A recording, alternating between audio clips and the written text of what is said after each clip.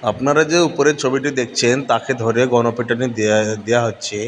তার অপরাধ সে ভারত বিদ্বেষে পোস্ট করেছিল, তাই তাকে ধরে গণপিটুনি দিচ্ছে। এটা বারাসাতের চাপাডালির ঘটনা।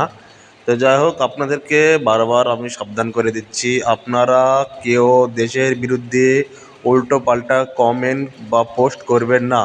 কারণ আপনি এই দেশেই থাকবেন, এই দেশেরই খাবেন, আবার এই দেশের বিরুদ্ধে উল্টো পাল্টা গাইবেন, এটা কখনোই মেনে নেওয়া যায় না। এটা খুবই জঘন্য অপরাধ।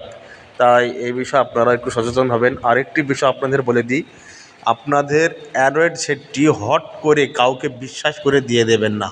কারণ দেখা যাবে তার হয়তো আপনার উপরে কোনো রকম রাগ আছে, সে তখন আপনার মোবাইলটা নিয়ে ইউটিউবে বা ফেসবুকে কিছু উল্টো পাল্টা পোস্ট করে দেবে। তখন আপনার পরে একটি এইরকম গণপিটুনির মতো অ্যাকশান আসতে পারে বা আইনি চাপ আসতে পারে। তাই আপনারা হট করে মোবাইলটা কারোর হাতে বিশ্বাস করে দিয়ে দেবেন না। আর ভিডিওটি বেশি বেশি শেয়ার করে অবশ্যই সবাইকে দেখার সুযোগ করে দিন। সবাই যেন ভিডিওটি দেখে অবশ্যই সাবধান হতে পারে। ধন্যবাদ।